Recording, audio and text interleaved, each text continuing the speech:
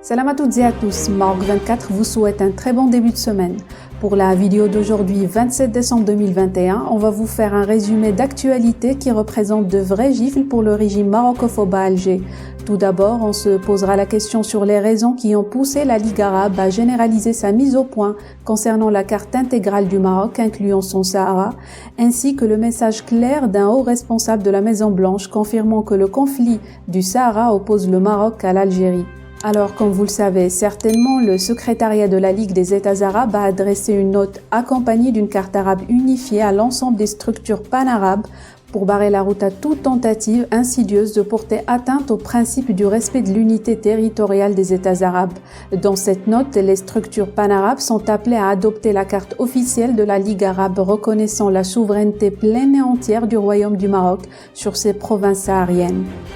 La décision de la Ligue arabe est intervenue suite aux protestations exprimées par la représentation algérienne auprès de la Ligue arabe contre la diffusion de la carte complète du Maroc lors d'une manifestation organisée récemment au Caire par l'Organisation de la femme arabe.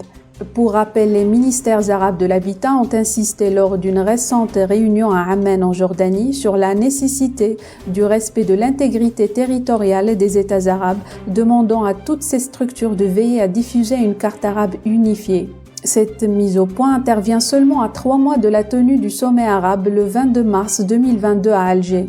Sur le site officiel de la Ligue arabe, il est encore précisé que la superficie du Maroc est de 710 850 km², confirmant ainsi la souveraineté du Maroc non seulement sur le Sahara, mais aussi sur les présides occupés de Ceuta et Melilla, ainsi que les îles situées dans le nord du royaume. Selon des sources dignes de foi, cette mise au point a été coordonnée au niveau des pays du Golfe et plus encore au niveau de la Ligue arabe pour barrer la route devant toute tentative d'Alger d'utiliser le prochain sommet arabe pour servir son agenda hostile aux intérêts supérieurs du Maroc. Cette double mise au point résonne comme une action préventive, voire un avertissement à l'adresse d'Alger, après les déclarations inappropriées et irresponsables de son ministre des Affaires étrangères, Alam Tallah Mamra, qui s'était étrangement arrogé la prérogative de fixer l'agenda du prochain sommet arabe en affirmant que ce dernier serait l'occasion de défendre la cause palestinienne et la question du Sahara occidental. Avec la double mise au point de la Ligue des États arabes et des pays du Conseil de coopération du Golfe,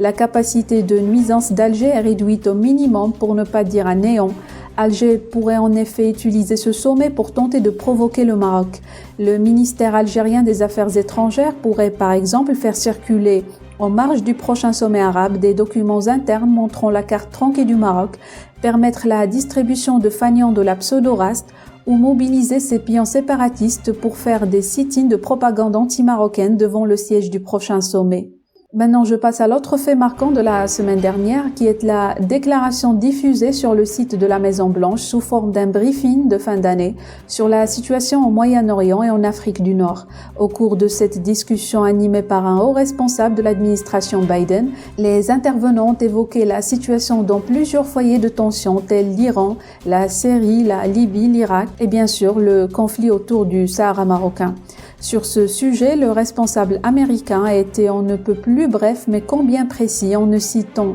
comme seuls antagonistes que le Maroc et l'Algérie, sans jamais faire la moindre allusion aux séparatistes du Polisario. Une déclaration qui tombe mal pour les dirigeants algériens qui essayent par tous les moyens de sortir du bourbier dans lequel ils se sont enfoncés en répétant à U et à Dia que l'Algérie n'est pas partie prenante même si le Conseil de sécurité a martelé à maintes reprises cette vérité. La déclaration du haut responsable de la Maison-Blanche n'est aucunement fortuite car elle répond du tac au tac aux affabulations et aux contradictions du régime algérien en confirmant encore une fois que l'administration Biden a entériné définitivement sa décision sur la marocanité du Sahara.